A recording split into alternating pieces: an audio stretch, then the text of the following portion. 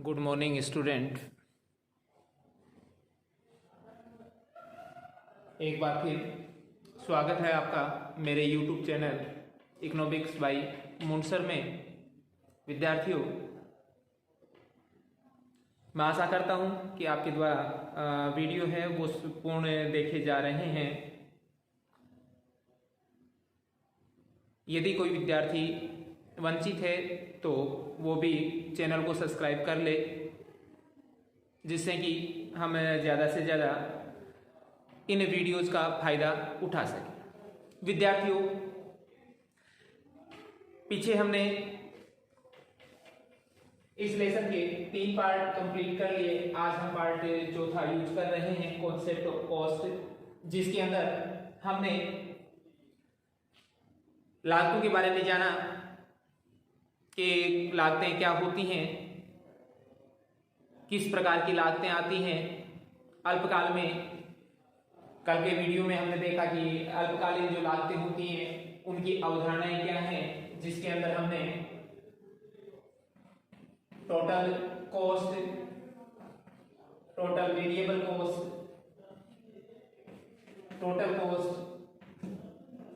Average fixed cost, average variable cost, average cost और marginal cost की अवधारणाएं समझी। इन अवधारणाओं के साथ इनको ज्ञात करने के सूत्र हमने तैयार किए। तालिका के माध्यम से भी इन समस्त लागतों के बारे में हमने समझा। रेखा चित्रों के माध्यम से भी हमने इन समस्त लागतों के बारे में समझा। विद्यार्थियों, मोटे रूप से हमें जो उन लागतों को देखकर या समझकर जो निर्णय मिला, उसमें हमने देखा कि टोटल फिक्स्ड कॉस्ट है वो प्रारंभ से लेके उत्पादन के अंतिम स्तर तक स्थिर बनी रहती है, अर्थात अल्पकाल में स्थिर साधनों में बदलाव न होने की वजह से कुल स्थिर लागत में भी किसी प्रकार का कोई बदलाव नहीं होता है। किंतु टीवीसी और टीसी के लिए हमने जाना कि ये दोनों ही लागतें प्रारंभ में घटती हुई दर से बढ़ती हैं और एक बिंदु के बाद बढ़ती हुई दर से बढ़ना प्रारंभ कर देती हैं। विद्यार्थियों, यहाँ पे हमने ये भी देखा कि टीवीसी में जो चेंजेस आता है उसी के कारण टीसी में भी चेंज आता है। इसलिए दोनों ही वक्रों की आकृति एक जैसी होती है, किंतु दोनों ही वक्र एक नहीं होते हैं। क्योंकि अल्पकाल की स्थिति में टीवीसी वक्र तो मूल बिंदु से स्टार्ट होता है, किंतु टीसी वक्र है वो कभी भी मूल बिंदु से स्टार्ट नहीं होता। वह वाई अक्ष के उस बिंदु से स्टार्ट होता है या शुरू होता है जिस बिंदु के बराबर टीएफसी पाई जाती है। एएफसी वक्र के बारे में हमने जाना कि एएफसी वक्र है वो आयताकार हाइपरबोला प्रकृति का वक्र होता है, अर्थात इस वक्र के प्रत्येक बिंदु पर लोच का मान है वो इकाई के बराबर होता है और इस वक्र की आकृति है वो प्रारंभ में बहुत तेज गति के साथ घटने की होती है और उसके बाद धीरे धीरे इसके घटने की जो दर है वो कम हो जाती है और अंतिम समय या उत्पादन के उच्च स्तर पर पहुंचने की स्थिति में तो एएफसी हमें घटती हुई भी प्रतीत नहीं होती है, किंतु ये घटती रहती है, लेकिन ये जीरो नहीं होती। एबीसी और एसी, चूंकि जैसे टीवीसी और टीसी के अंदर जो बदलाव था, क्योंकि टीसी में जो बदलाव था वो टीवीसी के कारण ही था, इसलिए एबीसी और एसी दोनों की प्रकृति भी सेम उन्हीं के अकॉर्डिंग है। तो उसमें हमने जाना कि एबीसी वक्र है वो प्रारंभ में घटता है, एक बिंदु पर न्यूनतम होता है और उसके बाद बढ़ना प्रारंभ कर देता है। सेम उसी अवस्था के अंदर एवरेज कॉस्ट के लिए हमने जाना कि एवरेज कॉस्ट है वो प्रारंभ में घटती है, उसके बाद न्यूनतम होती है और उसके बाद बढ़ना स्टार्ट कर देती है और सेम मार्जिनल कॉस्ट भी उसी प्रकार से हमें प्राप्त होती है, अर्थात शुरुआत में वो तेज गति के साथ गिरने लगती है, लेकिन एक बिंदु के बाद न्यूनतम होने के बाद में ये भी बढ़ने लगती है। अर्थात विद्यार्थियों, एबीसी, एसी और मार्जिनल कॉस्ट ये तीनों ही वक्र हैं वो अंग्रेजी वर्णमाला के अक्षर यू के आकृति के बनते हैं। अब विद्यार्थियों, जो महत्वपूर्ण क्वेश्चन अपने पाठ्य पुस्तक के अकॉर्डिंग या अपने सिलेबस के अकॉर्डिंग जो बनता है या परीक्षा की दृष्टि से जो महत्वपूर्ण है वो है कि मार्जिनल कॉस्ट और एवरेज कॉस्ट के मध्य संबंध क्या होगा। सीमांत लागत व औसत लागत में संबंध। विद्यार्थियों, हमने कल average cost, average variable cost और मार्जिनल कॉस्ट तीनों के ही वक्र भी बना के हमने एक साथ देखे, तीनों की प्रकृतियों के बारे में भी समझा, तालिका के माध्यम से भी तीनों की प्रकृति को हमने समझा और रेखा चित्र के माध्यम से भी हमने तीनों लागतों की प्रकृति को समझा। हमने देखा कि तीनों ही लागतें प्रारंभ में घटती हैं, घटने की दर सबसे ज्यादा मार्जिनल कॉस्ट की, उसके बाद एवरेज वेरिएबल कॉस्ट की और उसके बाद एवरेज कॉस्ट की होती है। जितनी तेज गति से जो लागत घटती है वो उतनी ही जल्दी न्यूनतम होती है, अर्थात सबसे पहले मार्जिनल कॉस्ट न्यूनतम होकर बढ़ना स्टार्ट कर देती है, फिर बढ़ते हुए मार्जिनल कॉस्ट जिस बिंदु पर एवरेज कॉस्ट को काटती है वहां पर एवरेज कॉस्ट न्यूनतम होती है, जिसके बाद एवरेज कॉस्ट भी बढ़ने लगती है और बढ़ते हुए मार्जिनल कॉस्ट जिस बिंदु पर एवरेज कॉस्ट को काटती है वो एवरेज कॉस्ट का न्यूनतम बिंदु होता है। इस बिंदु के बाद तो तीनों ही लागतें हैं, वो मार्जिनल कॉस्ट हो चाहे एवरेज वेरिएबल कॉस्ट हो चाहे एवरेज कॉस्ट, वो तीनों बढ़ती हैं और बढ़ने की जो दर है वो सबसे ज्यादा मार्जिनल कॉस्ट की, उसके बाद एवरेज कॉस्ट की और उसके बाद एवरेज वेरिएबल कॉस्ट की देखने को मिली। विद्यार्थियों, यहाँ पे हम एवरेज वेरिएबल कॉस्ट को छोड़ें और केवल बात करें एवरेज कॉस्ट और मार्जिनल कॉस्ट की, तो इन दोनों ही लागतों का यदि हम रेखा चित्र बनाएं तो रेखा चित्र के माध्यम से हम इनके संबंध को भी बखूबी निर्धारित कर सकते हैं, हम समझ सकते हैं परीक्षा के अंदर किस तरीके से उसको लिखा जाएगा, उसके बारे में भी हम चर्चा कर सकते हैं। विद्यार्थियों, जो हमने पीछे के पार्ट में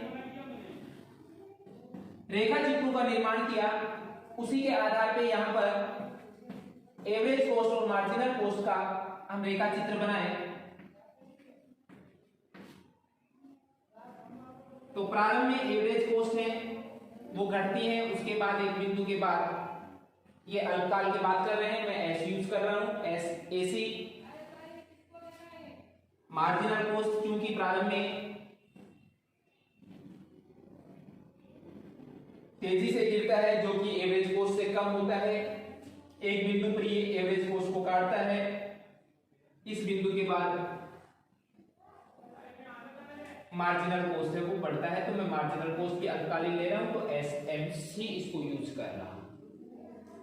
विद्यार्थियों, जिस बिंदु पर मार्जिनल कॉस्ट एवरेज कॉस्ट वक्र को काटती है वो एवरेज कॉस्ट वक्र का मिनिमम बिंदु होता है। अब विद्यार्थियों, जब संबंध की हमें इसमें चर्चा करें तो देखिए संबंध हम कैसे निकालेंगे, तो इसके संबंध को ज्ञात करने के लिए मैं इस रेखा चित्र को कुछ पार्टों में बांटूंगा। परीक्षा के नजरिए से आपको रेखा चित्र यही यूज करना है, किंतु मैं समझने की दृष्टि से चर्चा करूं तो मैं नंबर 1 पार्ट यहां से यहां तक का बना रहा हूं, एक पार्ट जिसको डॉट डॉट करके मैं व्यक्त कर रहा हूं। एक स्थिति, इस पूरे रेखा चित्र की जितनी स्थितियां हैं उनको अपन व्यक्त कर रहे हैं। एक स्थिति अपने को यहां पे प्राप्त हो रही है, दूसरी स्थिति विद्यार्थियों यहां पर प्राप्त हो रही है, एक स्थिति अपने को ये प्राप्त होती है, एक कंडीशन ये प्राप्त होती है और विद्यार्थियों एक कंडीशन ये प्राप्त। इन्हीं कंडीशन के आधार पर क्योंकि ये उत्पादन के भिन्न स्तर है, यदि अपन व्यक्त करें तो Q1, Q2, Q3, Q4 और Q5 के अंदर विद्यार्थियों यहां पर जो सबसे महत्वपूर्ण बात है कि हमें इस रेखा चित्र के अंदर जो कुछ दिखाई देता है और हमने इससे पूर्व के अध्ययन में जो कुछ पढ़ा है या जो कुछ समझा है उसी चीज को हमें इस संबंध के रूप में यहां पर व्यक्त कर देना है। अब विद्यार्थियों सबसे पहले बात करते हैं कि इस पॉइंट में क्या है। पहले में हम लिखेंगे कि प्रारंभ में, क्योंकि ये प्रारंभ की स्थिति है, प्रारंभ में मार्जिनल कॉस्ट व एवरेज कॉस्ट दोनों घटती है। ये यही बता रहा है। एक बिंदु पर मार्जिनल कॉस्ट न्यूनतम, यहां पे ये न्यूनतम हो रही है, होकर बढ़ने लगती है।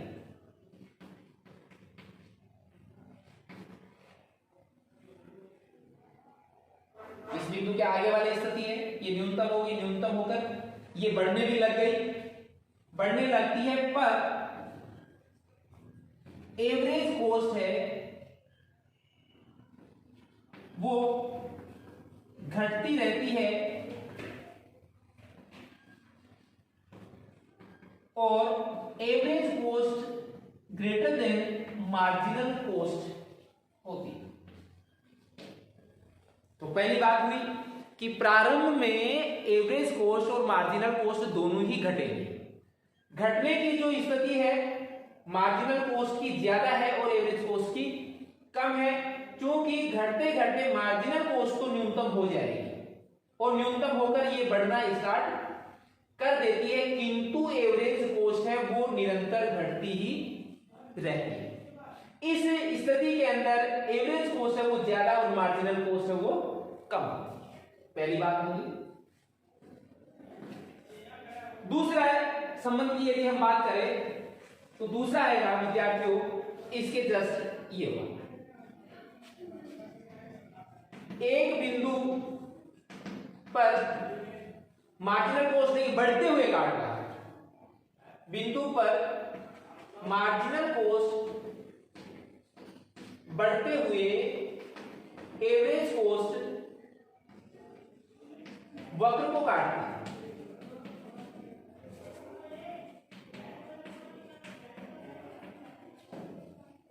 यहां पर इस पे काट रही है। जिस बिंदु पर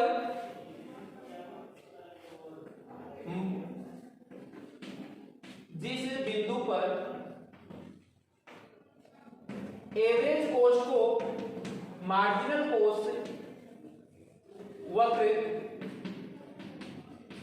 काटता है, वह एवरेज कॉस्ट का न्यूनतम बिंदु होता है और इस बिंदु पर एवरेज कॉस्ट बराबर मार्जिनल कॉस्ट होती है। तो विद्यार्थियों से एक चीज अपन ने ली थी, जैसा हमने को दिखाई दिया वैसा का वैसा कि एक अंतर की हम बात कर रहे हैं, इस बिंदु से पूर्व की एक अंतर ही हो गया ये। इस के अंदर हमने देखा कि एवरेज कॉस्ट है वो ज्यादा है और मार्जिनल कॉस्ट है वो कम है, इसीलिए मार्जिनल कॉस्ट वक्र नीचे और एवरेज कॉस्ट वक्र ऊपर है। अब बढ़ते हुए मार्जिनल कॉस्ट वक्र एवरेज कॉस्ट वक्र को काट रहा है एक बिंदु पर। काटने वाले बिंदु पर एवरेज कॉस्ट है वो न्यूनतम होती है और जिस बिंदु पर ये न्यूनतम होती है उस बिंदु पर मार्जिनल कॉस्ट और एवरेज कॉस्ट दोनों आपस में बराबर होती है। क्लियर? इसके बाद आती है बात नंबर 3 पॉइंट की। 3 नंबर पॉइंट है इस बिंदु के आगे वाला। तो 3 अंतर हो जाएंगे, एक इस बिंदु से पीछे का, एक इस बिंदु का और एक इस बिंदु के आगे का।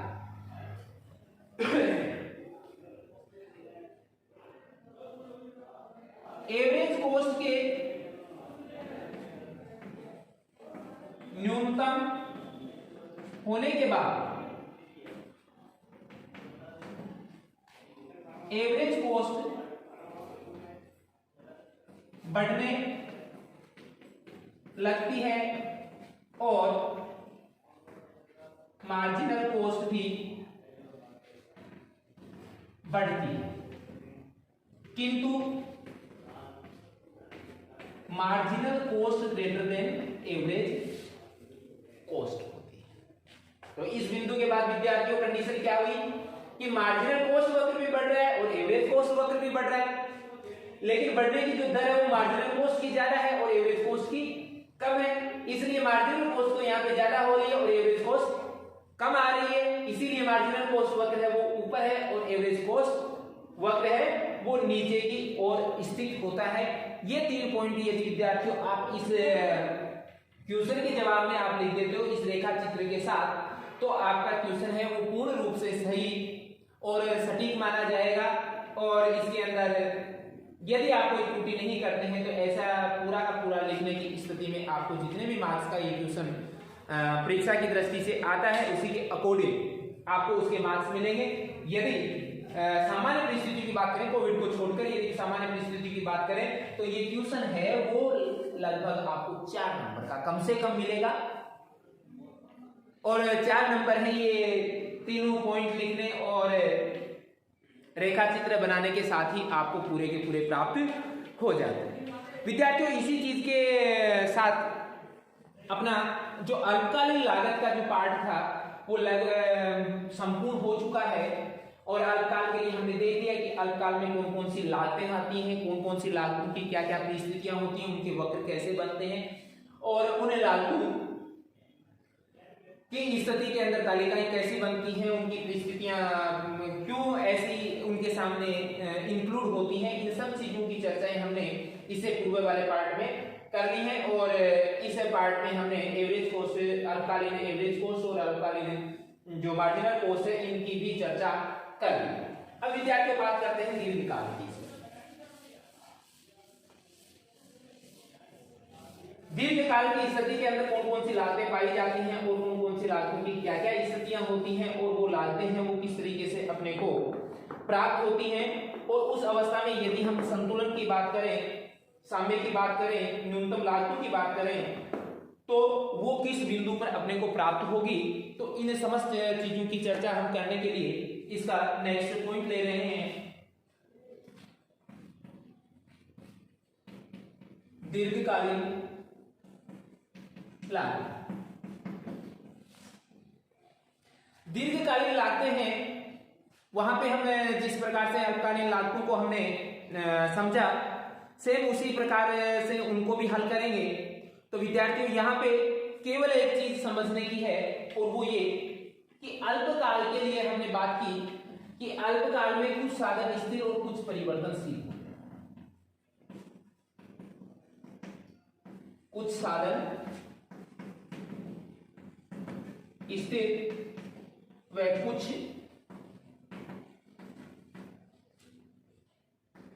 परिवर्तनशील होते हैं। किंतु विद्यार्थियों दीर्घकाल में हमने पढ़ा है सभी साधन परिवर्तनशील।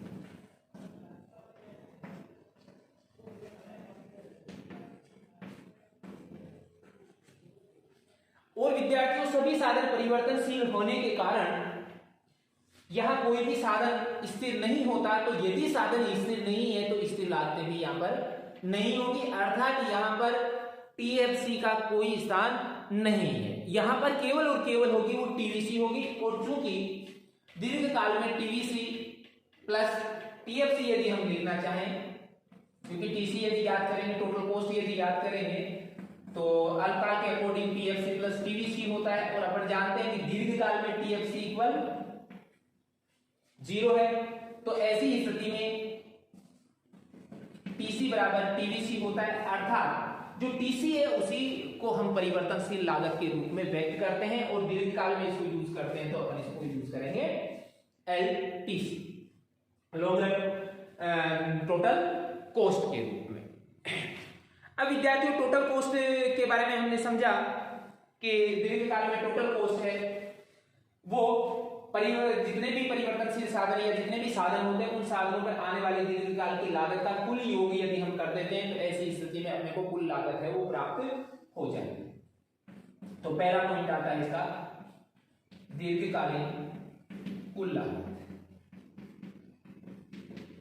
अर्थात एलटीसी।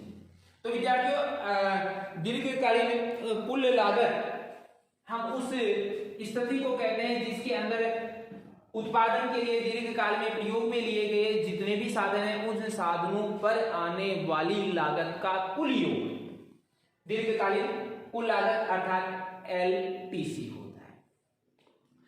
क्योंकि विद्यार्थियों यहाँ पे जो महत्वपूर्ण पार्ट है इसका वो ये कि इसका वक्र कैसा होगा।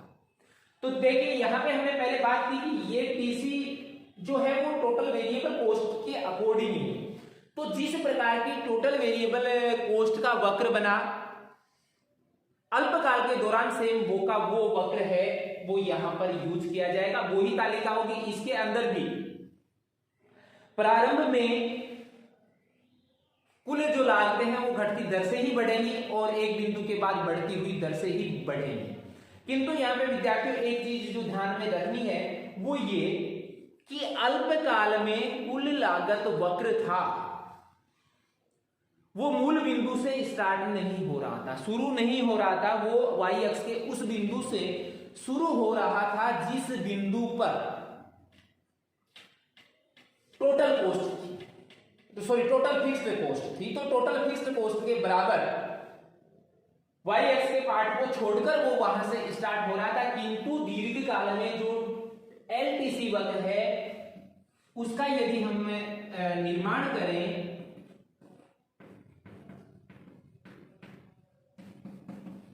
तो ये वक्र दीर्घ काल में मूल बिंदु से ही स्टार्ट होता है।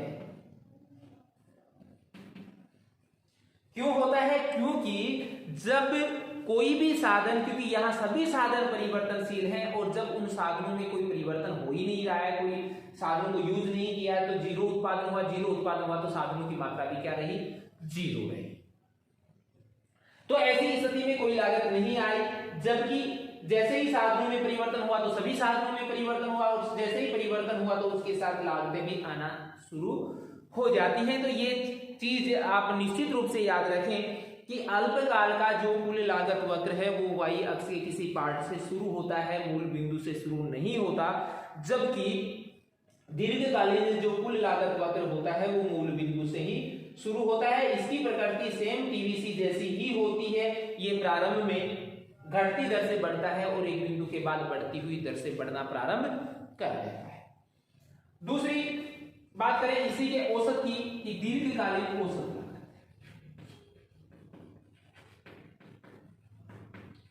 औसत लागत LAC। विद्यार्थियों यदि सामान्य परिस्थिति की बात करें तो देखिए कि दीर्घकाल की कोई समयावधि वैसे हो ही नहीं सकती। वो इसलिए नहीं हो सकती कि दीर्घकाल का अध्ययन एक साथ कर पाना शायद संभव ही नहीं। और जब दीर्घकाल का टोटल यदि बात करें तो दीर्घकाल का जब अध्ययन ही संभव नहीं है तो फिर इनकी चर्चा भी शायद संभव नहीं है। किंतु एक तरीका है। देखिए दीर्घकाल की कोई समयावधि होती है तो उस दीर्घकाल की समयावधि को हम अल्पकाल की समयावधि के आधार पर गणना कर सकते हैं, कैलकुलेट कर सकते हैं। जैसे मैं एक छोटी सी बात, छोटा सा एग्जाम्पल ही मैं दे रहा हूं कि एक वर्ष हम मान लें कि एक वर्ष की जो समयावधि है वो दीर्घकाल है। अब हो सकता है एक वर्ष की गणना करना अपने लिए पॉसिबल नहीं है, किंतु एक वर्ष में 12 माह हैं तो प्रत्येक माह का अपन अलग अलग अध्ययन करके एक वर्ष का अध्ययन कर सकते हैं। वही चीज यहां पर है कि एक एक माह की जो पोस्ट आई उन पोस्टों को अपन जोड़ के भी दीर्घकालीन जो लागतें हैं उनकी गणना करते हैं। तो विद्यार्थियों औसत दीर्घकालीन औसत लागत, दीर्घकालीन कुल लागत के अंदर उत्पादन की इकाइयों का जब हम भाग देते हैं तो ऐसी स्थिति में प्राप्त मान दीर्घकालीन औसत लागत कहलाता है। तो LAC बराबर LPC बटे Q। दीर्घकालीन औसत लागत ज्ञात करने के लिए दीर्घकालीन कुल लागत में उत्पादन की इकाइयों का भाग देकर प्राप्त मान है वो ही दीर्घकालीन औसत लागत वक्र कहलाता है।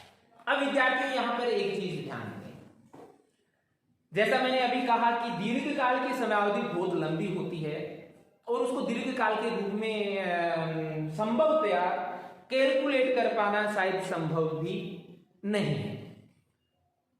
इसलिए हम उस दीर्घकाल की स्थिति को छोटे छोटे टुकड़ों में बांट लेते हैं, अल्पकाल में बांट लेते हैं और उस अल्पकाल में बांटने के बाद हम दीर्घकाल की सिचुएशन का पता लगा लेते हैं या उसकी गणना कर लेते हैं। तो विद्यार्थियों यही चीज यहां पर महत्वपूर्ण है कि जो LAC वक्र बनता है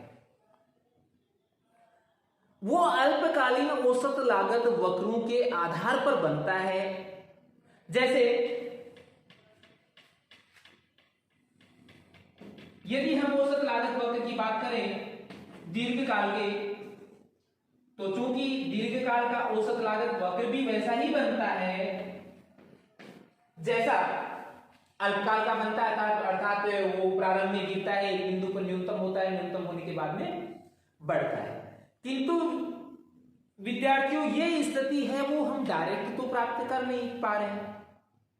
हमने तो जो स्थिति प्राप्त की वो अल्पकाल के अंदर अध्ययन किया और अल्पकाल में कई टुकड़ों के अंदर हमने अध्ययन किया और उससे हमने दीर्घकाल को जनरेट किया है या बनाया है। तो ऐसी स्थिति में अल्पकाल के जो औसत लागत वक्र होते हैं वो अलग अलग होते हैं। जैसे पहला जो टाइम पीरियड लिया अपन ने उसके अंदर औसत लागत थी वो आपकी SAC थी। दूसरा जो टाइम लिया तो वो SAC2 था। तीसरा अपना SAC3 था अल्पकाल के अंदर, फिर SAC4 आ गया और विद्यार्थियों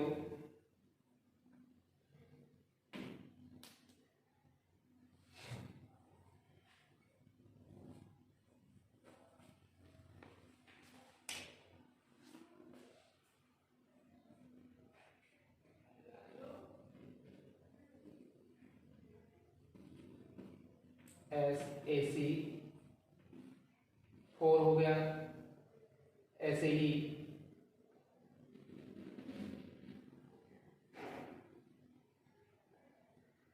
SAC5।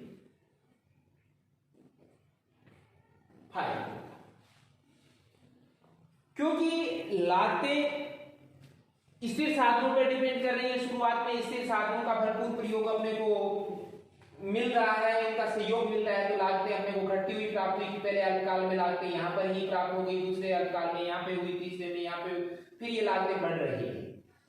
तो विद्यार्थियों ये करने के बाद कि अल्पकाल के स्थिर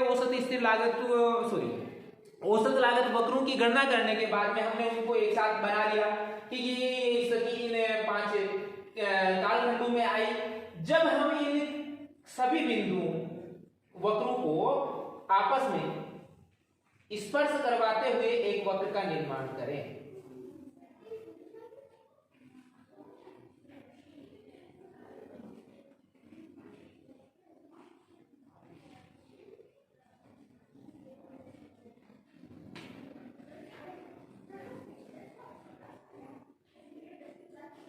तो ऐसी स्थिति में बनने वाला वक्र है वो आपका क्या होगा, LAC या दीर्घकालीन औसत लागत वक्र कहलाता है। विद्यार्थियों इसी औसत लागत दीर्घकालीन औसत लागत वक्र को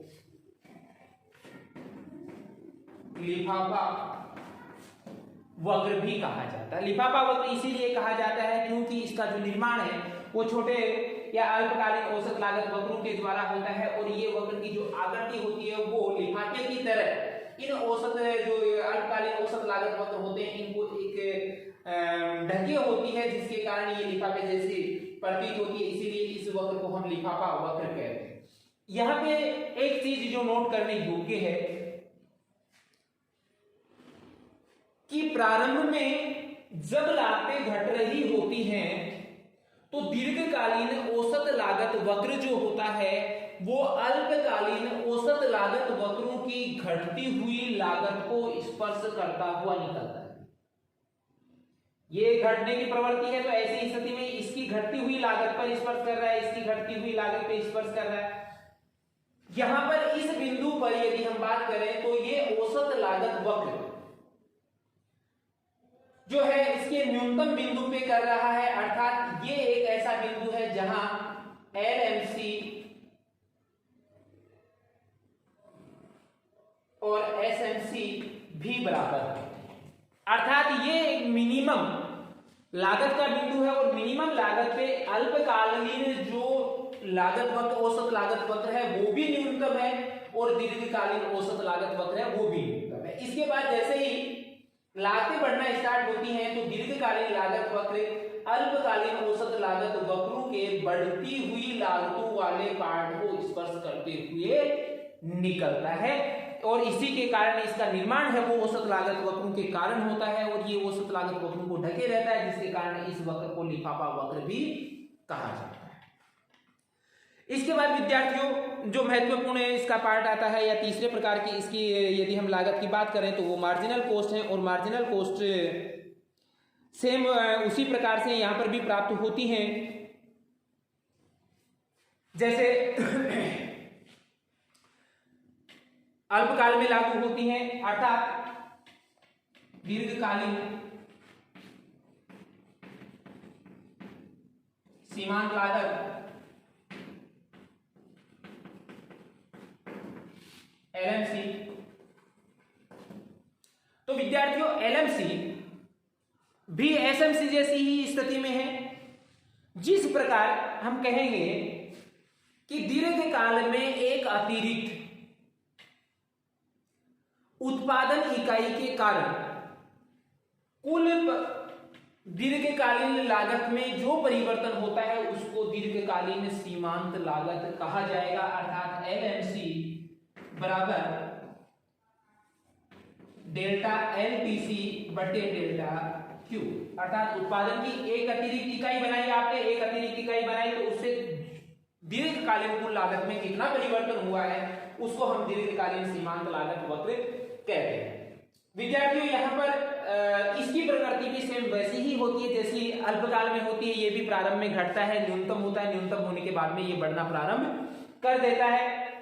बढ़ते हुए जिस बिंदु पर ये मार्जिनल एवरेज कॉस्ट को काटता है वो है बिंदु एवरेज कॉस्ट का न्यूनतम बिंदु होता है और इसके बाद मार्जिनल कॉस्ट वक्र है वो बढ़ता है, एवरेज कॉस्ट भी बढ़ता है और बढ़ने की दर है वो मार्जिनल कॉस्ट की ज्यादा होती है, अर्थात वो सेम का सेम। जहां मैंने आपको बताया कि औसत लागत और सीमांत लागत में क्या संबंध होता है, सेम होगा वो ही दीर्घकाल में होता है।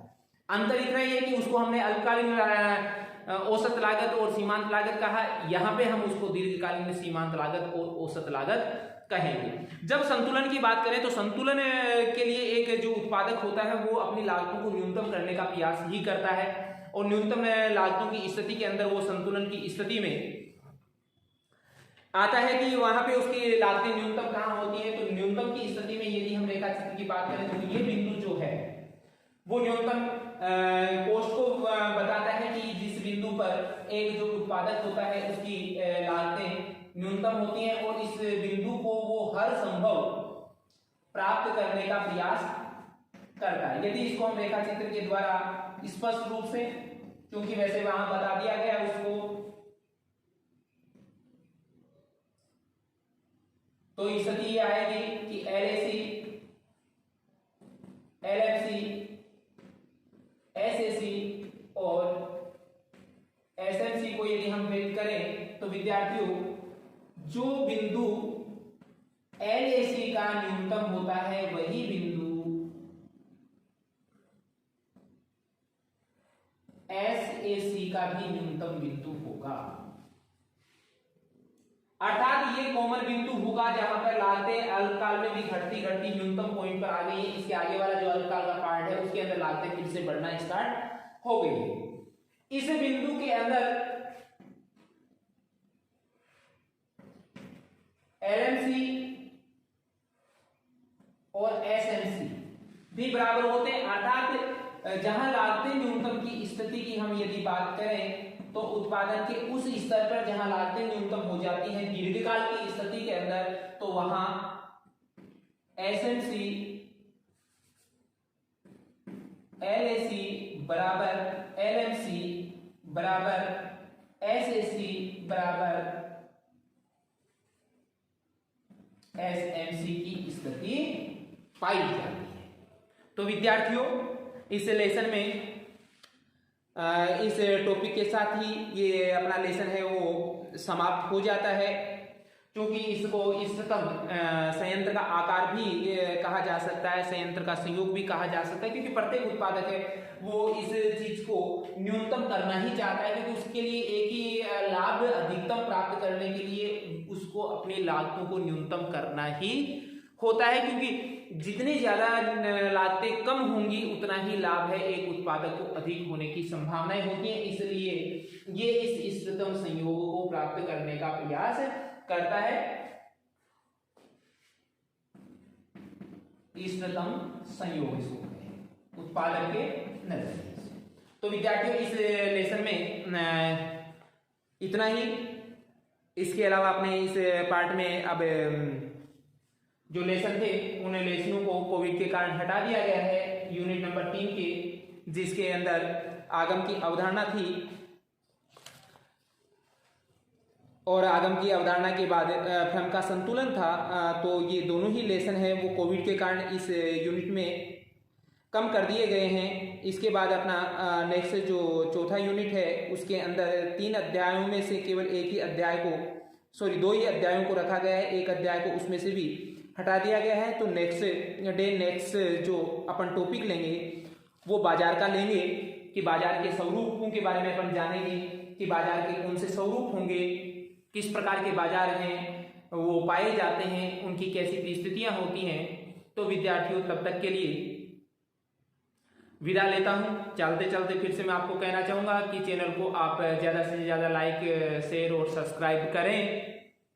मुझे भी अच्छा लगेगा, मुझे भी लगेगा कि जो मैंने मेहनत की उसका मुझे प्रतिफल कुछ आप दे रहे हैं। जो भी समस्याएं हो सकता है कोई टॉपिक मेरे से छूट गया हो उसके बारे में भी आप निश्चित रूप से बताएं कि इस टॉपिक के साथ अपने को ये ऐड और करना चाहिए था, तो मैं संभवतः आपको अलग से चाहे मैं वीडियो बना के अपलोड करूं।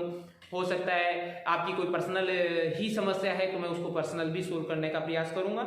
फिर कहूँगा कोविड का ध्यान रखें, मास्क हमेशा लगाए रखें, हाथों को सैनिटाइज करते रहें और 2 गज की दूरी है उसकी जगह चाहे 3 गज की दूरी रखें, लेकिन दूरी है वो पर्याप्त बीच में बनाए रखें, क्योंकि कोविड का यही मात्र एक इलाज। धन्यवाद।